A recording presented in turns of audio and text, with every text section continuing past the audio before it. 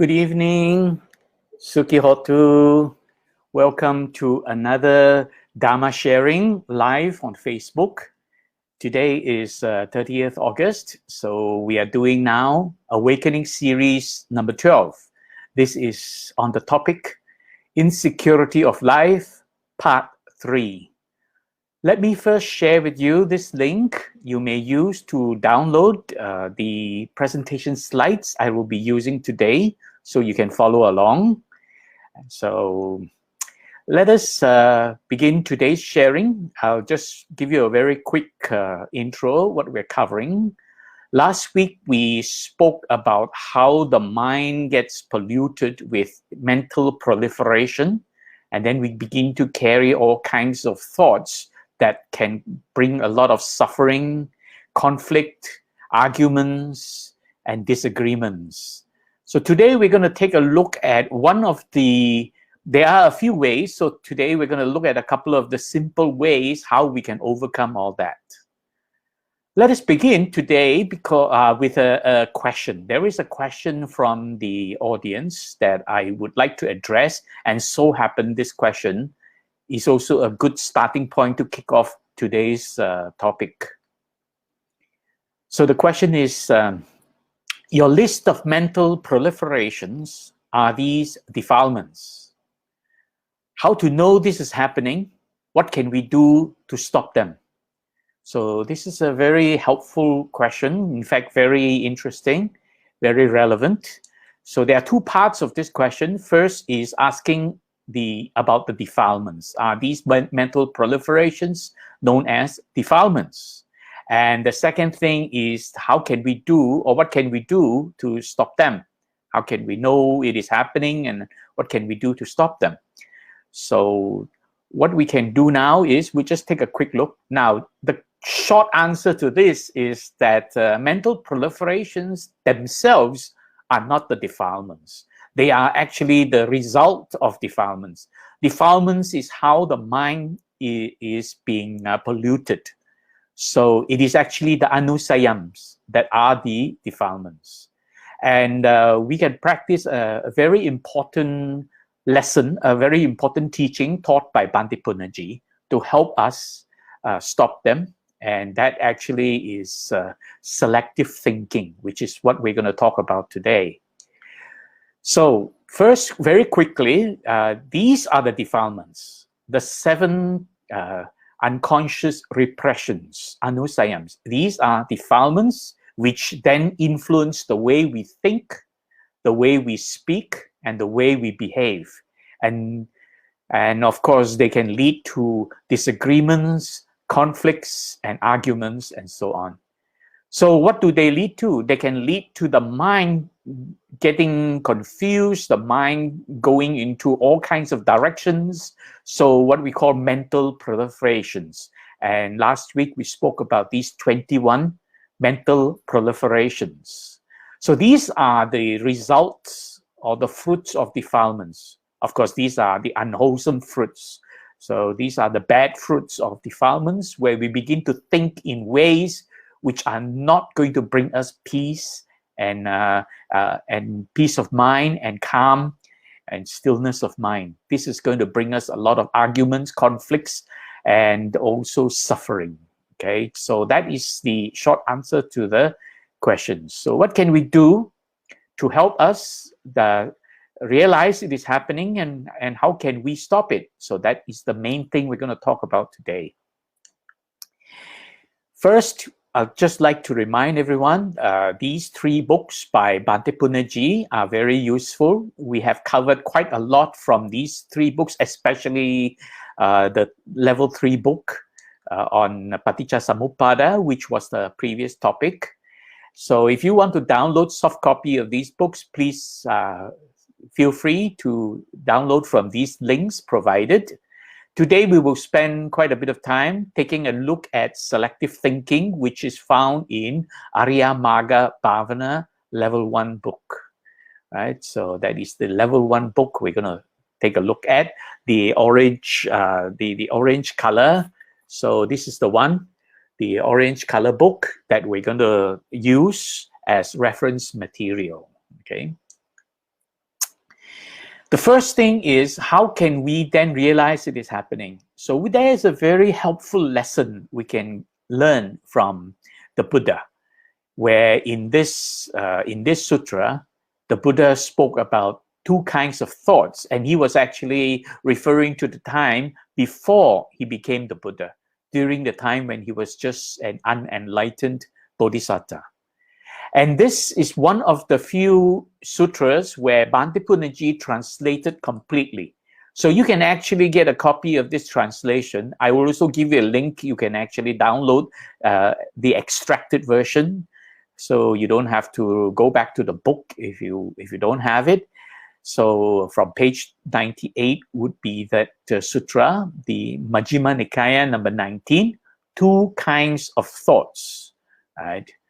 So this is what the Buddha said, and this is based on Bhante Punnaji's translation. So I'm going to show you now Bhante Punnaji's translation of this sutra, Majjhima Nikaya 19, two kinds of thoughts. Then the Blessed One said, before my awakening, because while I was still an unawakened bodhisattva, it occurred to me, suppose I distinguish between good thoughts and bad thoughts. So I separated passionate, angry, and violent thoughts from dispassionate, kind, and peaceful thoughts. So here the Buddha pointed out that before he became enlightened, he actually practiced this, how to discern the thoughts that arise in his mind. The ability to discern, distinguish what is good thoughts and what is a good thought and what is a bad thought. And by doing so, he's able to realize that his mind has gone into mental proliferation if he carries those unwholesome thoughts. So what are good thoughts and what are unwholesome thoughts? Passionate thoughts, angry thoughts, and violent thoughts. These are the unwholesome thoughts. Right? And they are basically the defilements. And they are the opposite of the good, the wholesome ones.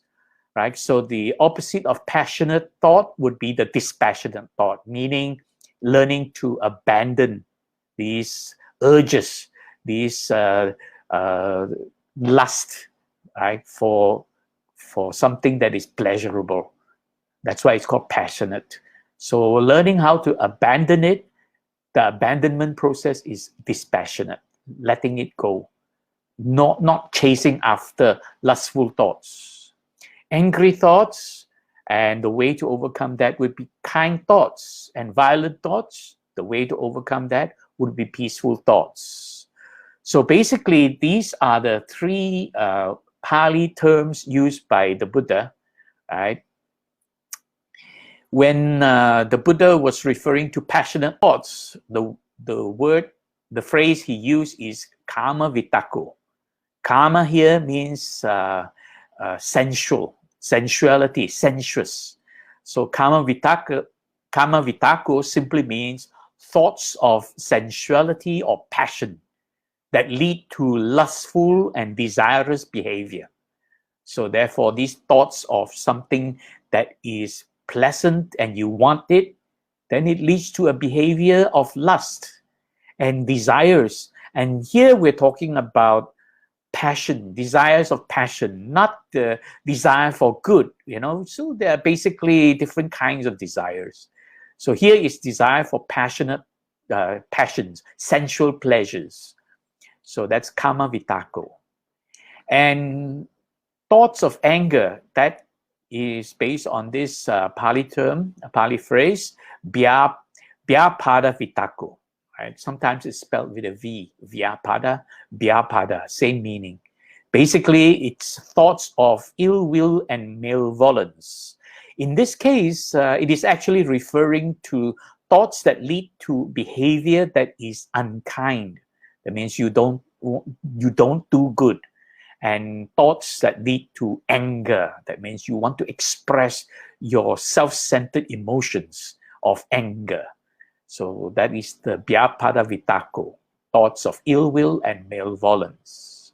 And the third one, violent thoughts, basically come from this very powerful, unwholesome thinking, vihimsa vitako.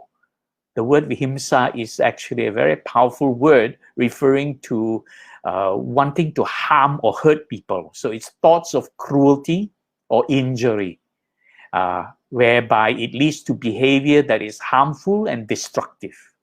Now, notice there is a subtle difference between thoughts that are unkind, thoughts that lead to behavior that is unkind versus thoughts of cruelty that leads to behavior that is destructive.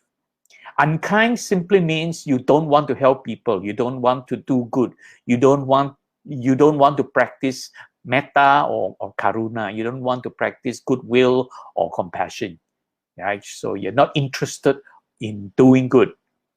Whereas the other one, the vihimsa vitako, basically is referring to thoughts where you really want to injure somebody, you want to do harm to somebody, you want to destroy something. So this is a very extreme kinds of thoughts. So these are the three Pali phrases used to describe these three kinds of thoughts. So the Buddha was able, not the Buddha, when he was a bodhisattva, so the bodhisattva was able to discern between these thoughts and the good version of them, the wholesome ones. So discerning passionate thoughts from dispassionate thoughts, discerning angry thoughts from kind thoughts, discerning violent thoughts from peaceful thoughts. This is the important practice. And so in this sutra, it teaches us how we can discern between these two. So you can read the whole sutra. I'll just do a very quick run through at the introductory level, and you can read the whole sutra. I'll give you the link for Bhante's translation. Then the Buddha went on to say, when I dwelt thus watchful, alert, and vigilant, a passionate thought arose in me. Then I recognized a passionate thought has arisen in me. This can lead to my own harm, to others' harm, and to the harm of both. It obstructs intelligence, favors destructiveness, and leads me away from Nibbana, which is enlightenment. Okay. When I considered this lead to my own harm, it subsided in me. When I considered this leads to others' harm, it subsided in me. When I considered this leads to the harm of both, it subsided in me. When I considered these thoughts obstruct intelligence, favor destructiveness, and leads me away from Nibbana, they subsided in me. Every passionate thought that arose in me, I did not accept, I rejected it, and I eliminated it. So basically here, the Buddha was pointing out that when he was a bodhisattva, he realized he was carrying these thoughts. And when he realized he was carrying these thoughts, he considered the consequence of these thoughts, that it is harmful to him as a bodhisattva, it is harmful to other people that he is interacting with, and it's also harmful to both. And when he realized that, by just being conscious of it, the thoughts subsided. So simply being conscious, being aware you're carrying these thoughts, they will subside, right? So in other words, you have to be mindful and be alert and be introspective, which is the word that that Bhante was using, introspective awareness, that you're aware this is actually causing you harm. And realize that it is causing harm, and when you realize how harmful it is, it will subside. So this is one of the ways to help reduce the harmful effect. And then did not accept it. That means you must realize that this is not good for you. Don't embrace it. Don't dwell in it. Don't allow it to control you. Rejected it, meaning let it go, right? And just abandon it and let it go. By letting it go, you would eliminate it. So basically, this is the technique that the Buddha has described, how we can discern and let go these thoughts. So this sutra would be very helpful if you can read the whole sutra. And then the Buddha went on to say, because whatever a bhikkhu frequently thinks and ponders over, the mind will be inclined towards it. If he frequently thinks and ponders over passionate thoughts, he has abandoned this passion, and the mind is inclined more towards passionate thoughts. Similarly, if he frequently thinks and ponders over angry thoughts, he has abandoned kindness, and the mind is inclined more towards anger. Or if he frequently thinks and ponders over cruel thoughts, he has abandoned peacefulness, and his mind becomes inclined more towards thoughts of cruelty. So what the Buddha was saying is that as a bodhisattva, he realized that if a harmful thought or whatever a thought that arises in him, if he continues to reflect upon it, consider it, ponder over it, right, contemplate on it, it actually continues, right? The mind will be inclined towards embracing those unwholesome thoughts. So you have to realize what you think becomes your reality, right? The mind is very powerful. If the mind is focusing on thinking on harmful things, then it can end up causing the person to behave in a harmful manner. What the mind ponders over, right, it is inclined towards it. And therefore, if you ponder over passionate thoughts, you are basically abandoning the good, the wholesome version, which is dispassion. If you ponder over angry thoughts, you are abandoning kindness. You cannot have both at the same time. So if you ponder over cruel thoughts, you are abandoning peacefulness. You cannot carry those two opposites at the same time. So you have to learn to discern them and focus your mind on the wholesome parts. Wholesome thoughts are basically thoughts of dispassion, thoughts of kindness, and thoughts of peacefulness. Because if you don't, then they become your ill-directed emotions. They turn into mental proliferation. And here in this Dhammapada verse, the Buddha stated very clearly, whatever harm one enemy may do to another, or one hater to another, one's ill-directed emotions inflict upon oneself a greater harm. So here what the Buddha was trying to point out is, one enemy may try to harm another enemy. One person who hates another person may do things to hurt the other person. But if you were to allow your emotions, right, your unwholesome emotions, go out of control, ill-directed emotions, if you were to allow them to go out of control, they actually can bring you more suffering than your enemy or than a person who hates you, right? So basically what this is pointing out is this ill-directed emotions is referring to the formation of mental proliferation from imagination, from memory, from expectations, and you fall under the spell of your emotional urges, emotional excitement. So there's a story behind this verse, verse 42. Ill-directed emotions can actually inflict upon yourself a greater level of harm. I'll just give you a quick version of this story, okay? So this is the story about a cow herd. That means a person who tends to the cows of his employer, and his name is Nanda.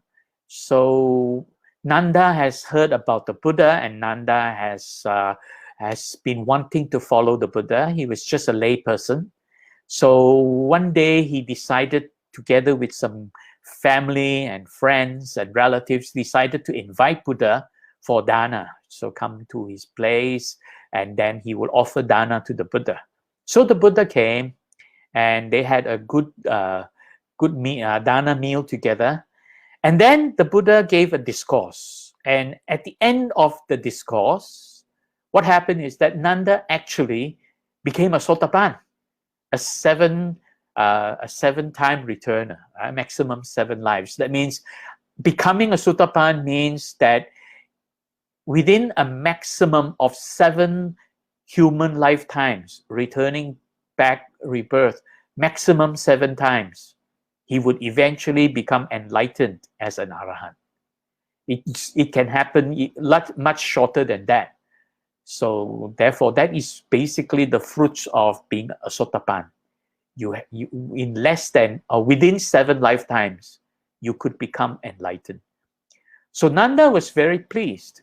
So when the Buddha got up and left, and in this case, it appeared like that the Buddha was not traveling with a large contingent of monks. Normally, Buddha goes around with quite a big group of monks, but in this case, it looks like the Buddha was not traveling with a big group of monks.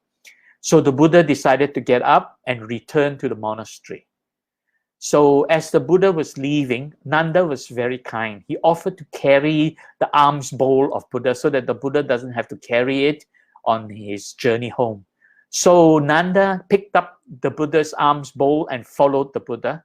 And as the Buddha left and walked along the path or the walkway going back to the monastery, Nanda followed. And it was quite a distance. So the Buddha did not want the Nanda to follow all the way. So the Buddha basically took back the alms bowl and asked Nanda that to return back to his village. Presumably, Nanda was not alone. There might have been other friends or relatives together with Nanda, because there would probably be a couple of other monks. So there'd be people carrying the other monks' alms bowl. So now they all returned the alms bowl back to the monks, and Nanda returned the alms bowl back to the Buddha and returned.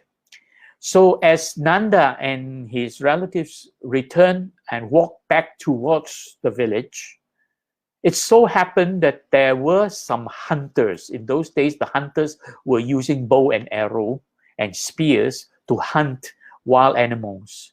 So it so happened that there were some hunters nearby in the forest, very near the jungle path where Nanda was walking back. And one of the hunters shot an arrow that missed the animal. And unfortunately, tragically, that arrow hit Nanda and in fact killed Nanda on the spot. So Nanda was killed by a stray arrow coming from one of the hunters. And when Nanda's relatives or friends saw that and saw that Nanda had been killed by the arrow, they ran after Buddha and told the Buddha what had transpired, what had happened to Nanda. And of course, Buddha was well aware that that had happened, because Buddha would have the ability to see what would have transpired there and at that time. So the relatives were asking Buddha, why is that? And in fact, to the degree that apparently, I'm not too sure if they were actually blaming the Buddha, but the way the conversation went is that they said, if the Buddha, if Nanda had not been so dedicated to the Buddha and invited Buddha to dana in the village, if the Buddha had not come, and when the Buddha left, if the Buddha had not allowed Nanda to carry his alms bowl to follow him back to the monastery, and halfway, if the Buddha did not ask Nanda to return back to the village, Nanda would have been alive today. Nanda would not have been killed by the arrow.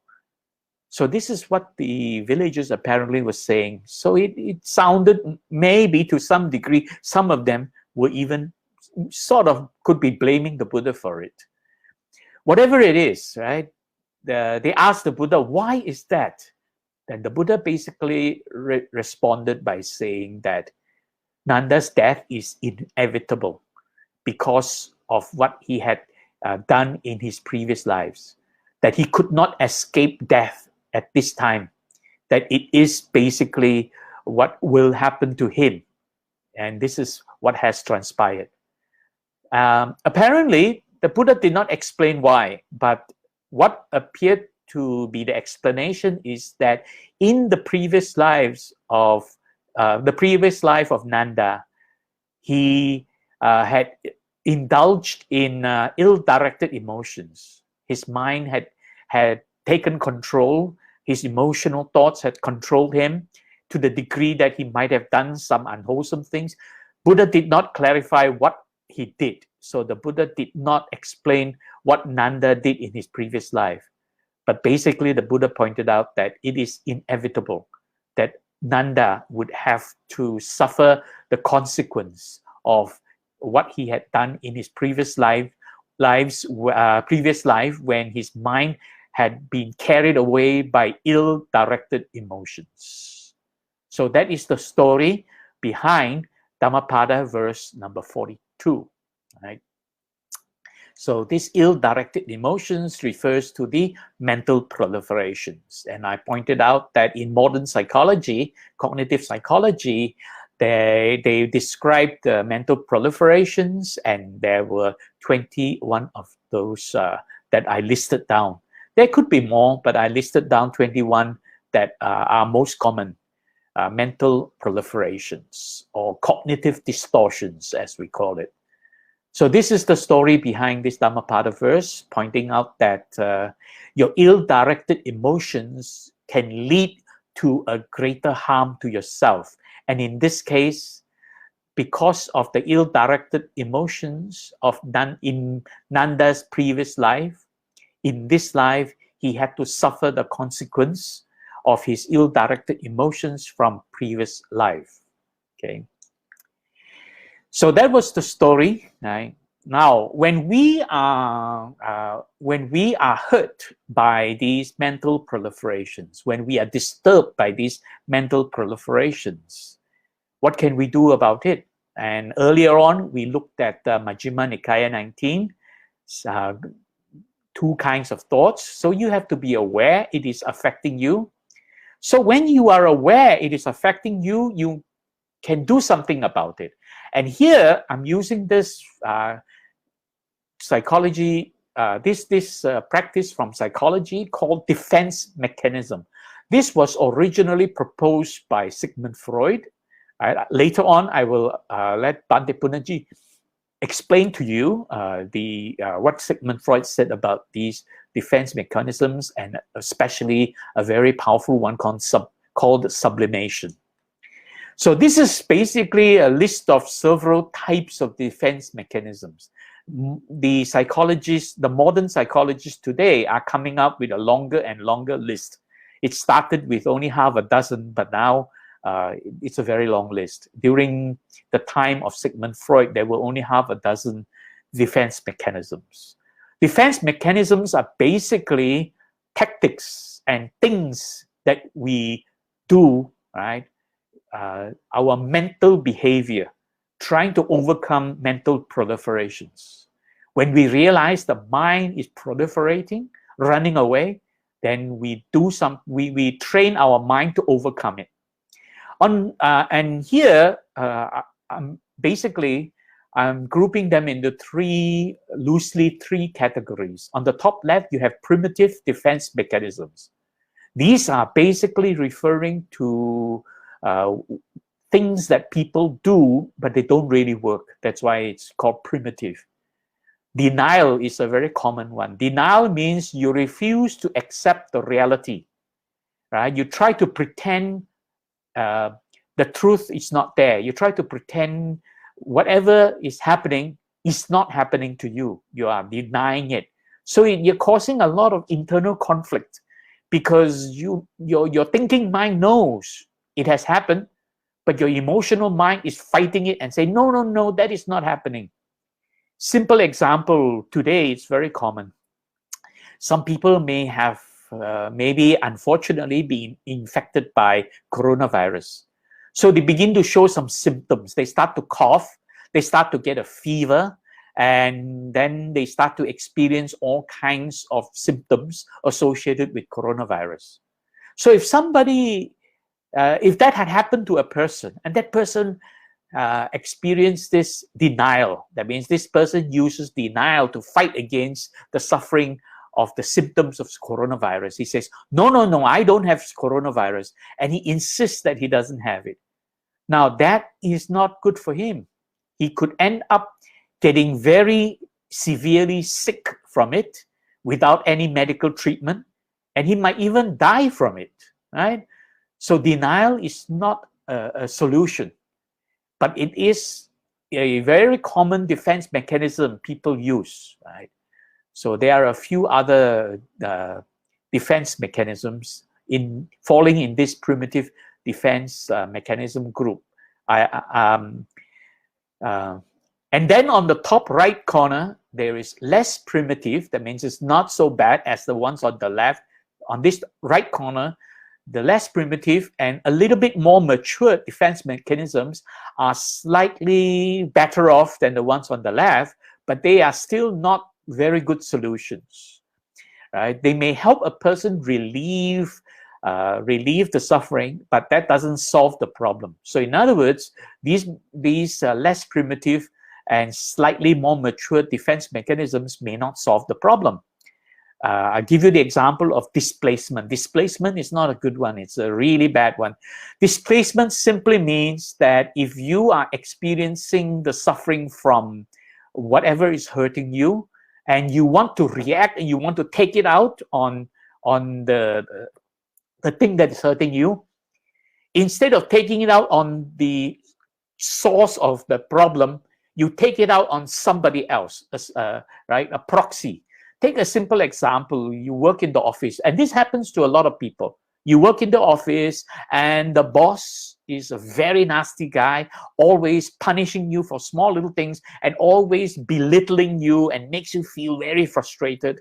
What happens? So people like that, if they depend on the job for a living and they can't afford to lose their job, they can't easily change job, they have to bear with it, because if they fight with the boss, they would lose the job. They or they might get demoted, or they might not get any increase in pay or any promotion, and they will suffer even more if they fight the boss.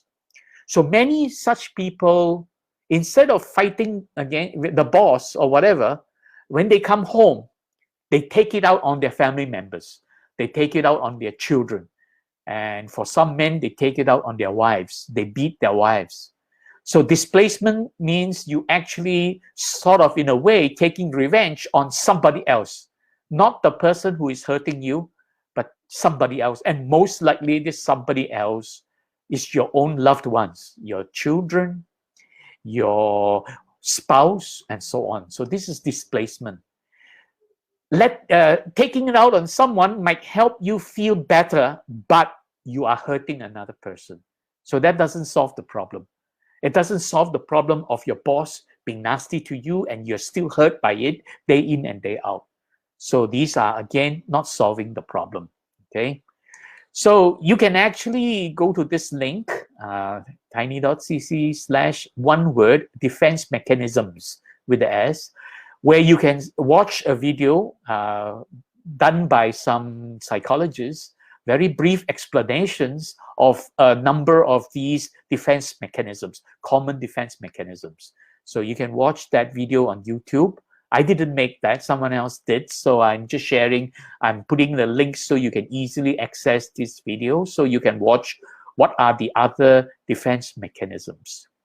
But what I'm more interested to talk about is this mature defense mechanisms. This category of defense mechanisms actually are helpful in many ways. Some of them may even help you solve the problem. I'll give you a simple example, the one in the middle, compensation. What is compensation? Compensation simply means when something is hurting you in one way and you realize what is hurting you, and you have a lot of these emotional urges, emotional energy you want to release. So you now find another channel that is helpful to you to release.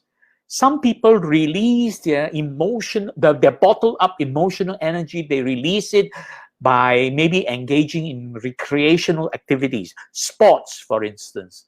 Some people release it by playing sports. Some people release it by exercises. Some people release it by going for a jog.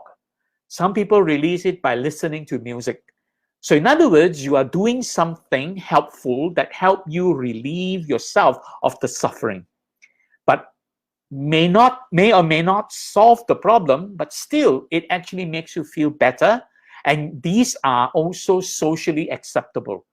They are not harmful to somebody else. I mean, if you're listening to music in a moderate way, that doesn't harm anyone else.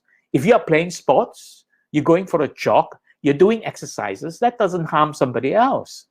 So this is why it's called mature defense mechanism. But the one we are of great interest, that is in fact, perhaps out of the whole list of them, by far the most powerful one, most helpful one, is sublimation. This not only helps you relieve yourself of the suffering of whatever that is happening to you, but it also helps to solve the problem in a way, okay, if it is done properly. What is sublimation? Now, sublimation was something proposed by Sigmund Freud, but he did not elaborate much further. Simply put, sublimation basically is a form of mature defense mechanism that transforms emotional impulses into positive and socially acceptable actions, which may result in long-term conversion of the initial emotional impulse. So what is it saying? Basically, it is a mature defense mechanism, and it transforms your emotional impulses.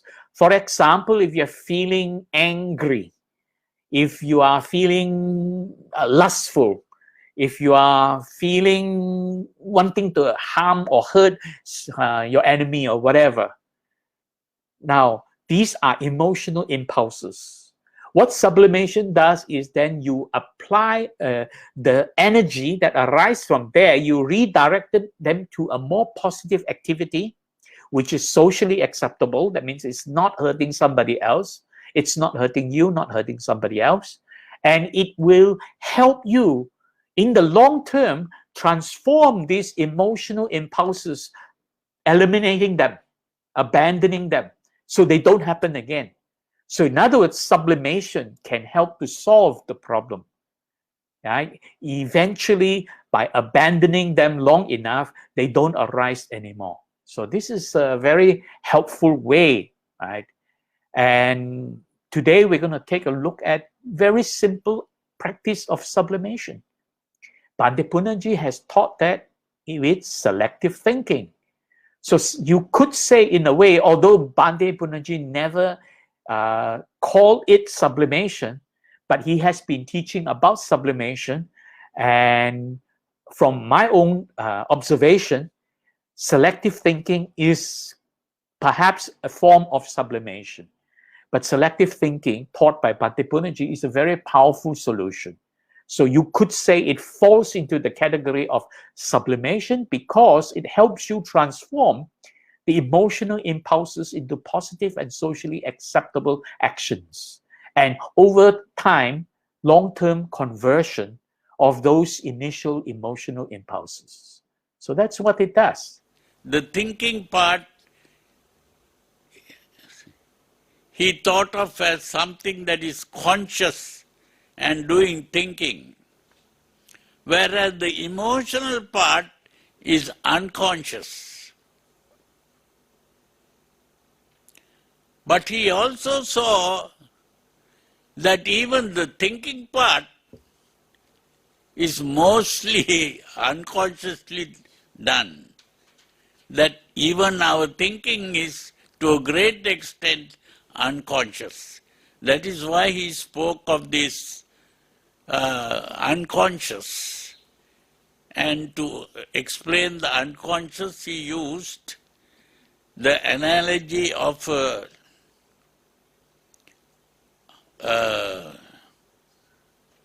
piece of ice. He used the iceberg. It's like we put a block of ice on the water or something. It floats. So the iceberg is a huge block of ice floating in the ocean. So what he pointed out was that when that block of ice is floating in the water, a greater part of the block of ice is under the water, and only a small part is seen at the top. So in the same way, our mind, the greater part of the mind is unconscious, and only a small part is conscious.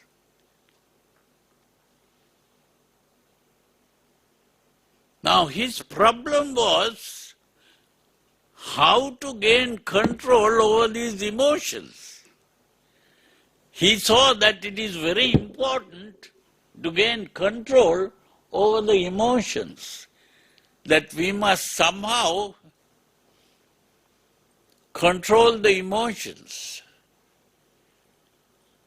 Because normally people are being dominated by the emotions.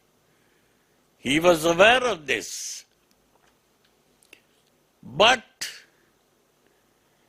he thought we can never get rid of emotions.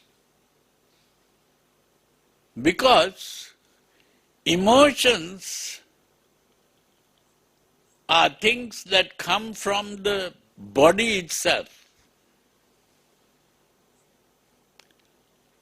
It is the body that contains all the organs necessary for the emotion to arise.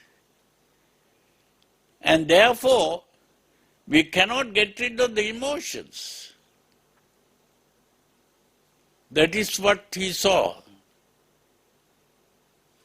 So he thought the only thing that we can do is what he called sublimation. Sublimation means to direct the emotional impulse in a socially acceptable channel.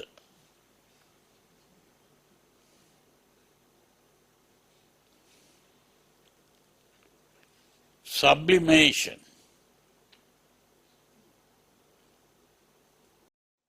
So we are redirecting the energy from this emotional impulse into positive and socially acceptable actions.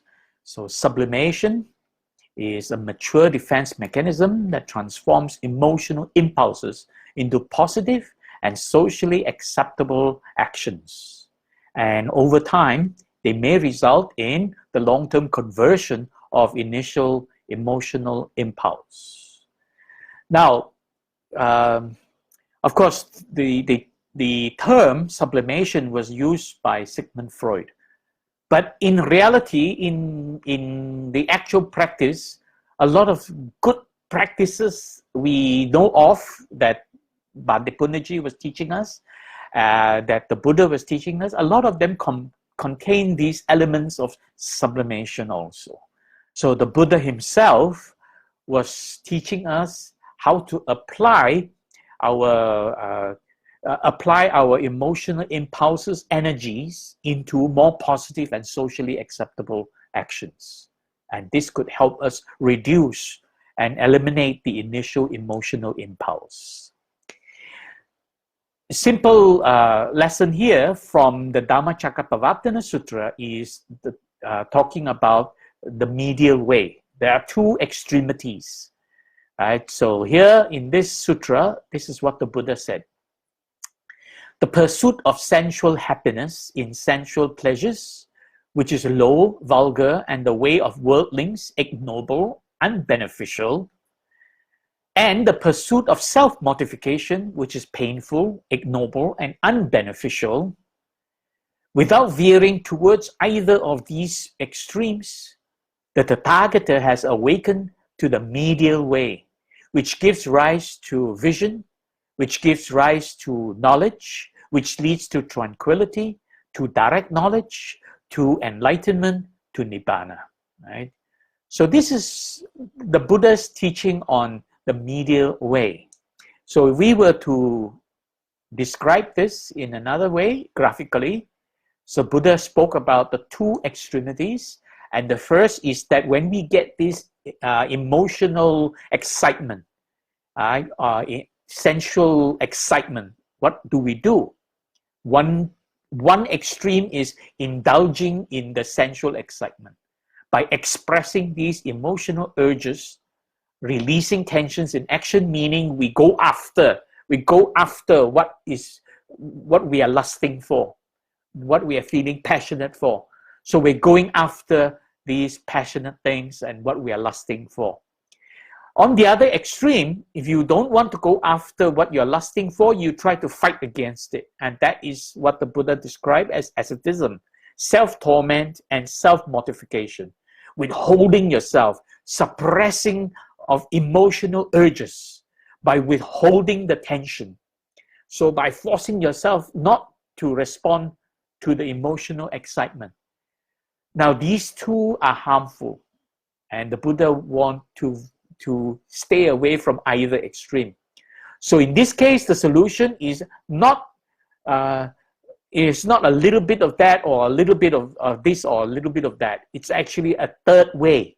The medial way is a third way. Because one thing happening is emotional reaction to sensual feelings. So if you go after indulging in sensual excitement, then it is emotional reaction to sensual feelings, right?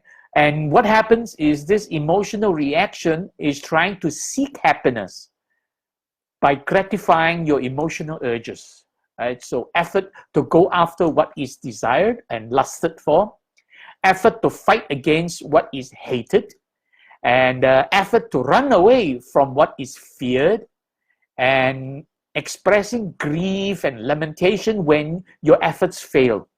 So if you're unable to get what you are pursuing, then you express your grief and lamentation. So this is really emotional reaction to the sensual feelings. The other extreme, right, forceful effort to restrain your emotions, fighting it with self-torment, self-mortification, is denial. This is the defense mechanism called denial, okay? Emotional reaction trying to become good. You want to force yourself to be good by denying yourself of these sensual urges or emotional urges. Resist going after what is desired. Resist fighting against what is hated. Resist running away from what is feared. And deny grief and lamentation when efforts fail. So if you are unable to resist, then of course you are feeling sad, but you deny your sadness even, right? So all this brings a lot of internal conflict, suffering, right? All kinds of suffering. This is explained thoroughly in Bhante's book, the Arya-Magga Bhavana Level 1, okay? So the medial way basically is conscious relaxation. That means channel your energies into learning how to relax. And by relaxing, you are learning to abandon these emotional urges. And then cultivating introspective awareness, bringing your attention inwards, introspective attention. Bringing your attention inwards, observing the four focuses of introspection, right? How the body is reacting, the feelings of the reactions in the body, the arising of emotional states, and thoughts that are popping up. So these are the four focuses of Satipatthana: introspective attention, introspective awareness, or another term for it is systematic introspection, basically the practice of Satipatthana. And finally, bringing the mind to a state of mental equilibrium, peace of mind, stillness of mind, samadhi. Right? So this is really all thoroughly explained in the Eightfold Way. Okay? So basically, this is the Buddha's solution.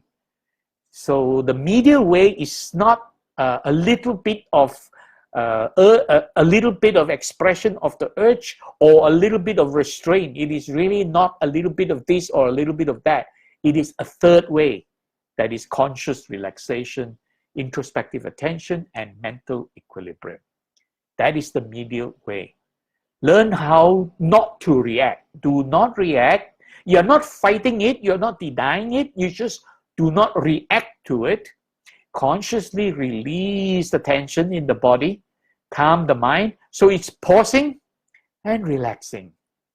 Take a deep breath. So it's conscious relaxation. Now you channel your energy to learning how to relax. And then bringing the attention in, gently bring attention inwards. Mindfully observe bodily and mental activities. What are the bodily activities? The way the body is reacting and the feelings in the body, right? These sensations and feelings in the body. What are mental activities?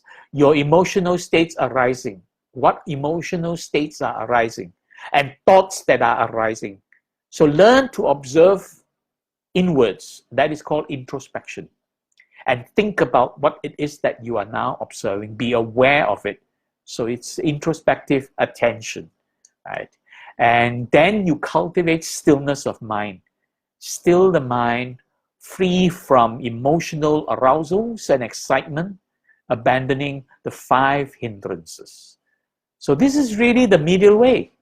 By channeling your energy to learn how to relax, channeling your energy to now observe what goes on inside and be aware of it, and channeling your energy to stilling the mind and freeing yourself from these emotional excitements, you begin to experience samadhi after you are able to abandon the 5 hindrances. So this is really the medial way, okay? So now Bhante Punnaji has, very kindly, compassionately written that book, Arya Magga Bhavana, and there he taught us selective thinking in level 1 book. So now we will use that to take a look at the teaching of selective thinking by Bhante Punnaji, found in level 1 book, the Arya Magga Bhavana level 1 book. So it is selective thinking, focuses on the first 5 of the Eightfold Way. First is harmonious perspective, where other people call it right view, okay? So see things from a harmonious way, having the right perspective of what is happening. Harmonious orientation, having now the confidence and the energy, the willpower to do something to change what is happening to you. So harmonious orientation, and then begin to practice the 3 parts of Sila. Sila in speech, Sila in action, okay, and Sila in lifestyle. So basically it's harmonious, or what they call right speech, right action, right livelihood. So these are the first 5 of the Eightfold Way. That's really what selective thinking is focusing on. And Bhante Punnaji provided a flowchart here, and there's a lot of writing behind it. So I urge you to read the book if you have not read the book and look through all the explanations. I will give you a very quick overview of it now. So what Bhante Punnaji was teaching in selective thinking process is that we have these bad thoughts. So these are the bad thoughts. Basically, they are all falling under the 5 hindrances. So we are experiencing these, what Bhante calls bad thoughts. These are unwholesome thoughts, right? These are the defilements that influence our mind to think and to speak and to behave in certain ways which are not wholesome. So we're going to learn how to abandon and overcome them, right? By practicing selective thinking. First, there is passion. That means something arouses our emotional urge for lust, something pleasurable. We are lusting for it. We want something that is pleasurable, lusting for it, or greedy for something that we find pleasant, right? Pleasurable experiences. The solution is to practice dispassion, which is basically learning how to let go. Now, in this book, Aryamagga Bhavana, level 1, Bhante taught a few simple techniques how to practice dispassion, so you can read through it. But there is another sutra which I will talk about next week, and that is basically there are 5 ways to calm these calm unwholesome thoughts. I will talk about that next week, right? So I will focus on how to practice dispassion in next week's sharing. I'll just give you a quick overview. First, when you have passionate thoughts, urges, emotional urges to be lustful for something, learn to practice dispassion. The second, when you have these emotional urges to towards ill will, right? So basically hatred and anger, learn how to practice compassion. Again, we will talk more about that next week in details. This is just a quick overview. Now, it is these 3. The first 3 are very important because they actually change our lives. The third one is to have this willpower. When you begin to experience these boredom and tina mida, basically, okay? So this is basically drowsiness. You don't have the motivation. Now you have to learn to cultivate and develop this willpower, the energetic willpower, we call it virya, to overcome it. If you have dispassion, which means you are no longer pursuing sensual pleasures, if you have compassion, you are now trying to practice kindness, right, and goodwill. And if you have this energetic willpower to want to do good and be good, you can succeed in this very easily. And later on, I will let Bhante Pemaratana explain that also, okay? The right effort towards this. And of course, when you are able to cultivate these 3 successfully, you begin to experience a kind of happiness. This is not sensual happiness. This is a contentment of the mind, piti, okay? It's basically a mental satisfaction. It is not a sensual satisfaction. The mind is now contented. That's why it is happy. The happiness arises from contentment. And that leads to samadhi, tranquility, cognitive consonance, instead of cognitive dissonance, where the mind is fighting against, between the mano and chitta, it's fighting. Right? So these are the ways to practice that.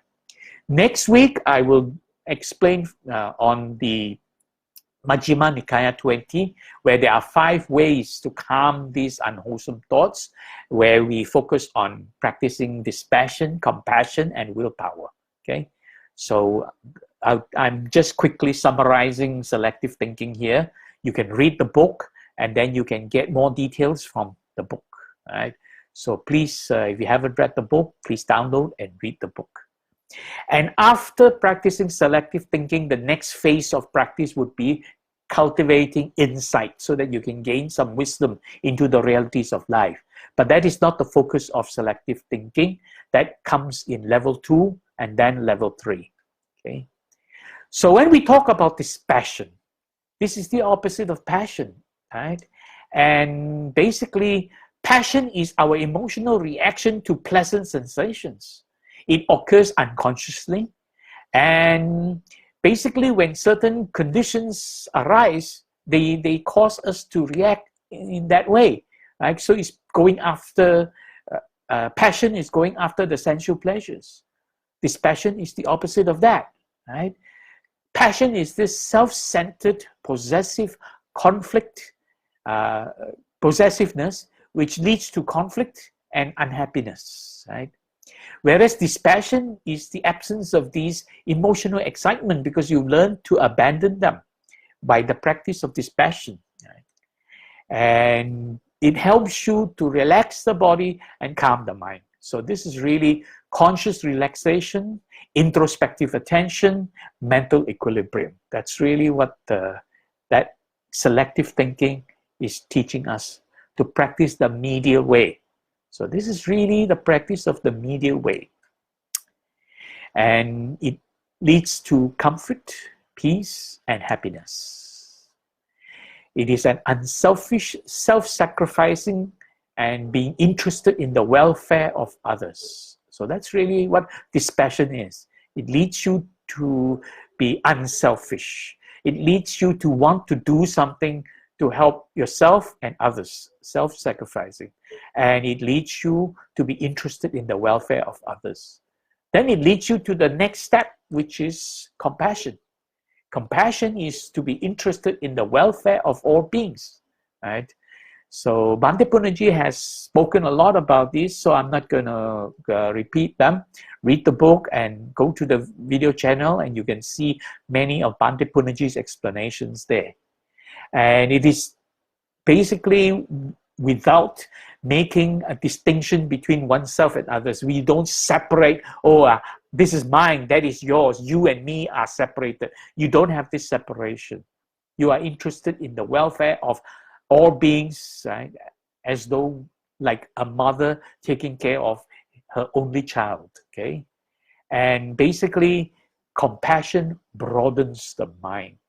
This expands the mind to be considerate and to be interested in the welfare of all beings, resulting in freedom from selfishness, worry, and unhappiness. Okay.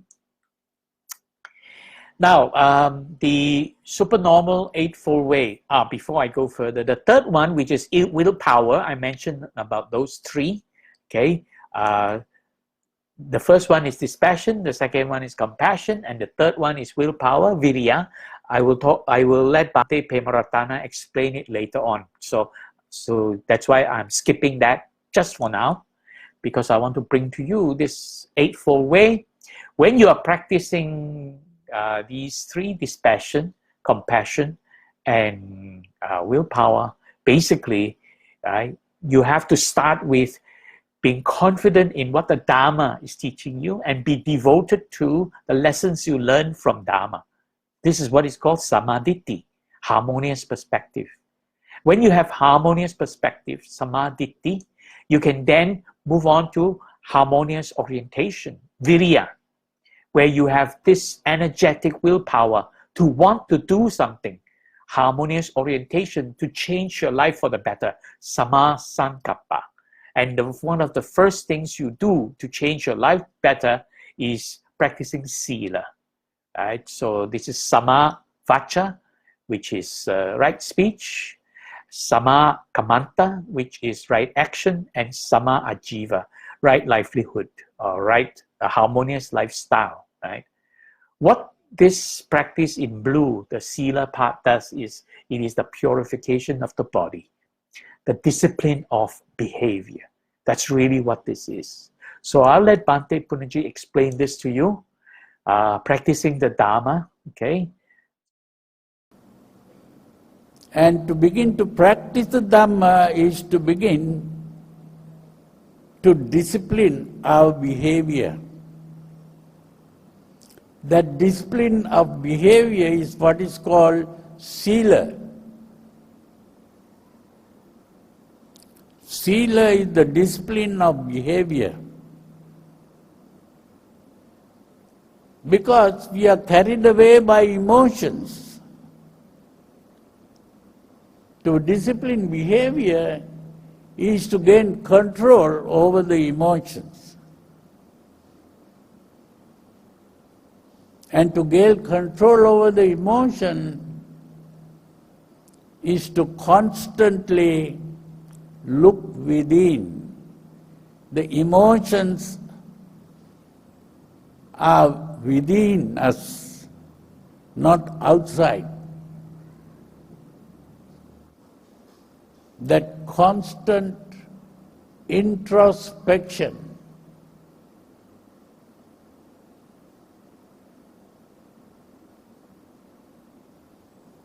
that is the important thing. That introspection is what is called Satipatthana, which is today translated as mindfulness.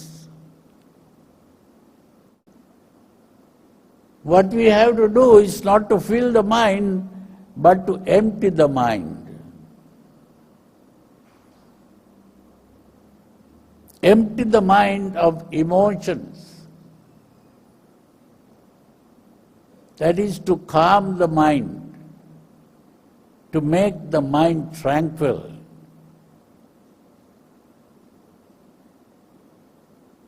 To do that, what we need is look within.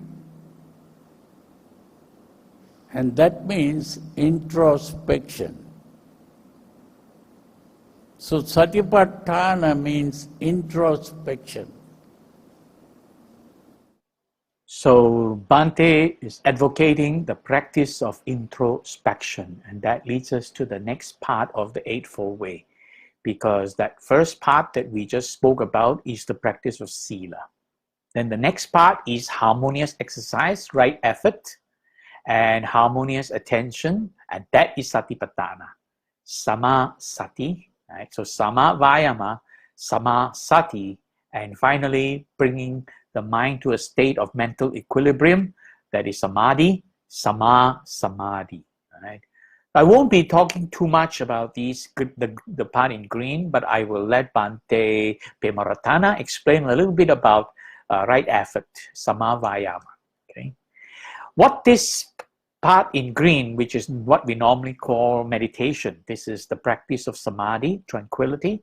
This is really the purification of the mind, development of insight, gaining insightful wisdom, panya, and that leads to enlightenment.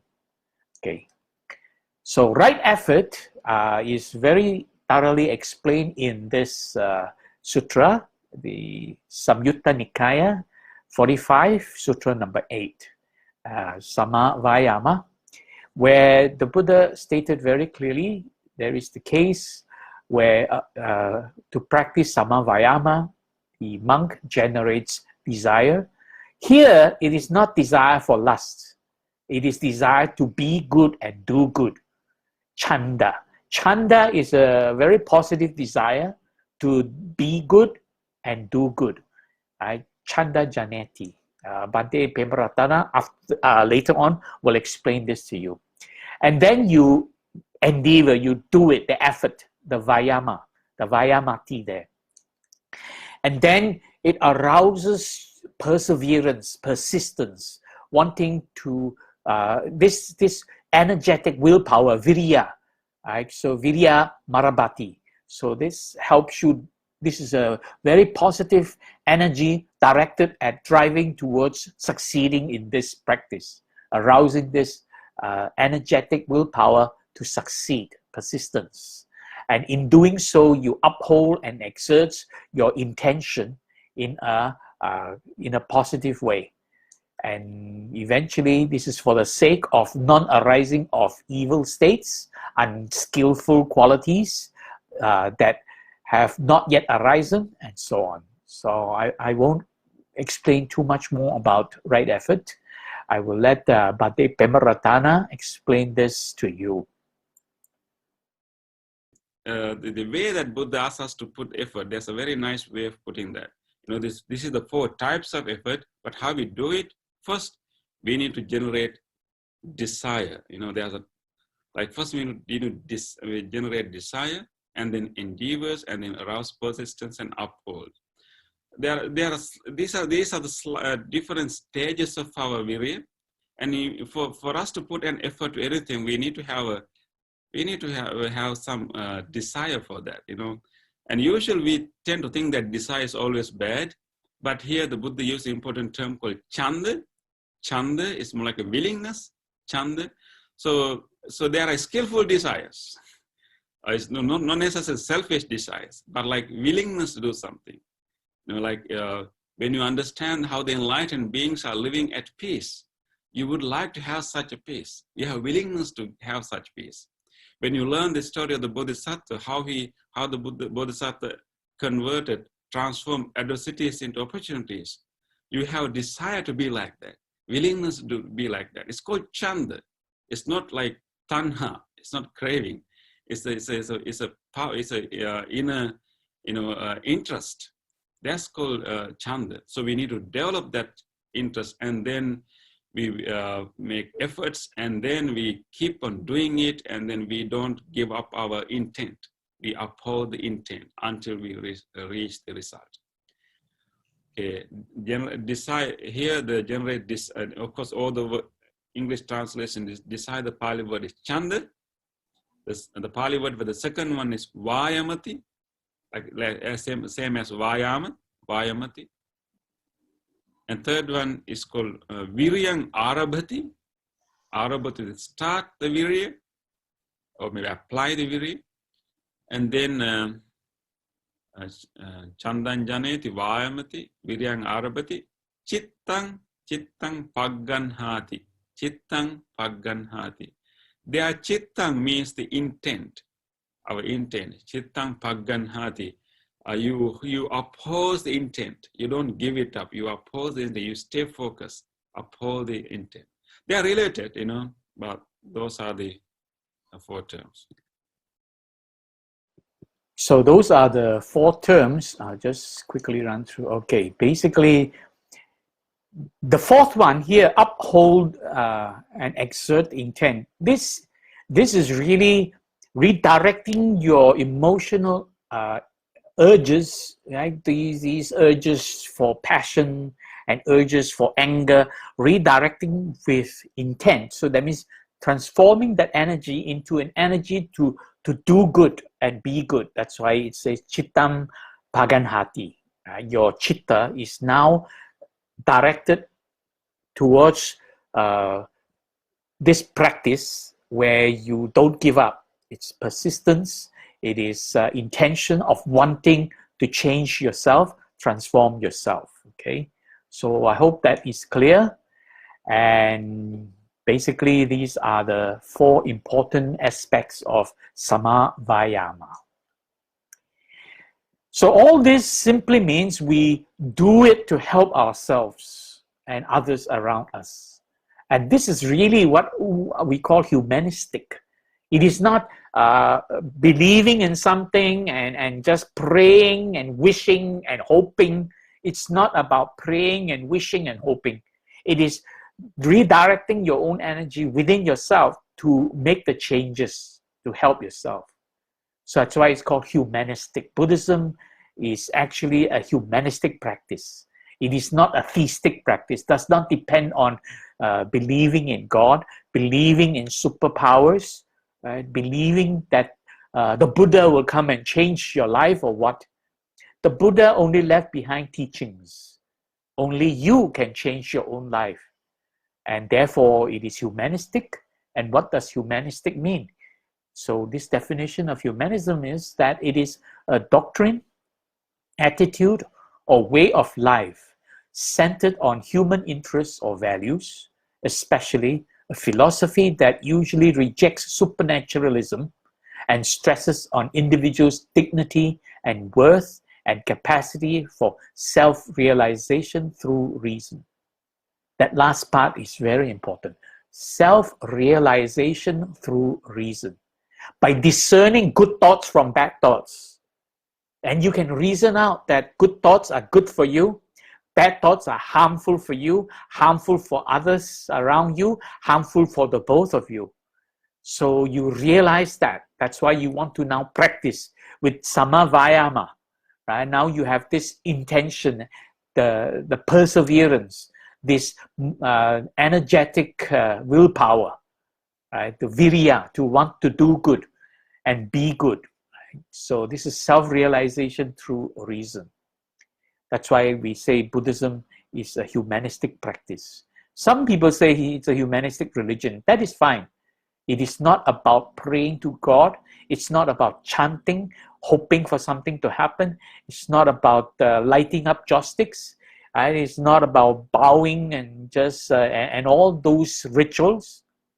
Of course, we pay respects to the Buddha, images of the Buddha, but that is not going to change our lives. What will change our lives is understanding the teachings of the Buddha and putting it into practice. That's why right effort is so important. Putting it into practice. Okay. Finally, the important thing, and this is one of my favorite quotes from Bhante Punnaji, the purpose of human thinking is not to discover truth, but to solve problems. At the end of the day, it is about solving problems. So I'm going to let Bhante Punnaji explain this to you. And you can use the process of thinking and you produce ideas, concepts. A concept is only a concept. It is not a truth. So some people build concepts and call them truths. The moment you call that a truth, you are opposing another concept. And that other concept is called a falsehood. So the moment you use concepts, you are talking about truth and false. And he pointed out, if there is any truth which is true, free from another truth, there is no second truth. If there is no second truth, there will be no arguments in the world. All arguments is because people get hold of different kinds of truth and create. Now, I spoke about the history of philosophy and pointed out that all the gradual development of philosophy ultimately led to one important fact, that there is no such thing as truth. The purpose of human thinking is not to discover truth, but to solve problems. And if a person suggests a solution to a problem, it can be tested. And if the problem is solved, it can be called a truth. And that is the only kind of truth which is a solution to a problem. So when the Buddha spoke of the Four Noble Truths, they are really a solution to a problem. So we can only talk about solution to problems and not about real absolute truths.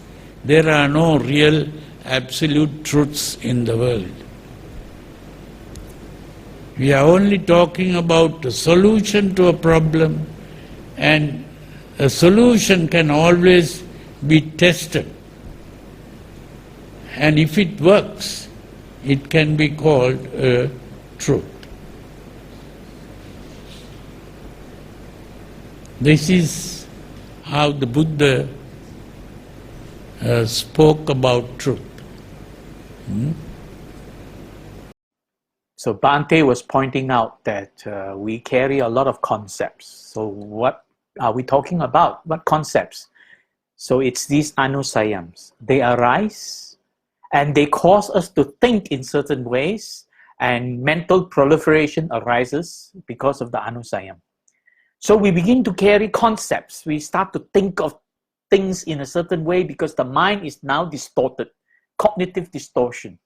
Right? These mental proliferations are cognitive distortions. The mind are now distorted, and we begin to form our own concepts, our own version of reality. That's why Bhante Punnaji was pointing out that we are not trying to pursue reality, but solve a problem. So these mental proliferations, cognitive distortions, are really our own versions of the truth. Right? These are basically our concept of what is happening in our own mind, and that affects our behavior. That's why we're going to learn how to overcome them.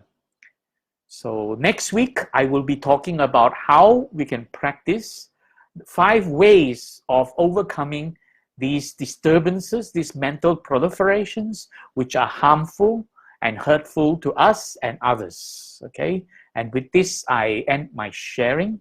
I hope this has been helpful to you. And I hope you will quite a lot for you to go back and look through. So you can download this presentation slides, and you can also take a look at Pandit Punnaji's translation of the Majjhima Nikaya, Sutra number 19, 2 kinds of thoughts. And then you can also take a look at the details about the selective thinking. And finally, if you want to understand a little bit more about defense mechanisms, feel free to watch that video. If you have any questions, you can post them now, or if you choose to send me the question later, that's up to you. You have my contact below there. So with this, I end my sharing. I don't see any questions I need to attend to at the moment. So I guess let's bring this to a conclusion. We have spent this last hour and a half together sharing the Dharma, and we have earned quite a lot of merits from these noble and meritorious deeds. And we know a lot of people are suffering around the world from coronavirus pandemic. So let us share the merits with all our fellow beings around the world. And also, tomorrow is Merdeka Day, so happy Merdeka. Merdeka is Malaysia's National Independence Day. So I wish everybody a happy Merdeka. So let's share these merits we have acquired with people who are suffering from the coronavirus pandemic, and also with all our fellow Malaysians. So wishing that we can build this nation with more peaceful country, more prosperous country, and also more harmonious. Okay, so let us put our palms together and share the merits. We dedicate the merits we have acquired from sharing the Buddha Dharma to all beings affected by the coronavirus pandemic around the world. May suffering beings be suffering free. May the fear-struck fearless be. May grieving beings shed all grief. May all beings find peace and relief. By the grace of the merits we have acquired, may we never follow the foolish. May we follow only the wise, until we attain the highest and most supreme bliss of Nibbana. Idang me nyati nang hotu, sukita hontu nyatayo. Idang me nyati nang hotu, sukita hontu nyatayo. Idang me nyati nang hotu, sukita hontu nyatayo. Sadhu, sadhu, sadhu. I wish all of you peace for tonight. Please take a good rest. May you stay safe. May you and your family be well, comfortable, peaceful, and happy. Happy Merdeka, and happy Merdeka to all Malaysians. Let's hope that we can all build this nation into a nation that is peaceful, prosperous, and harmonious. Sadhu, sadhu, sadhu.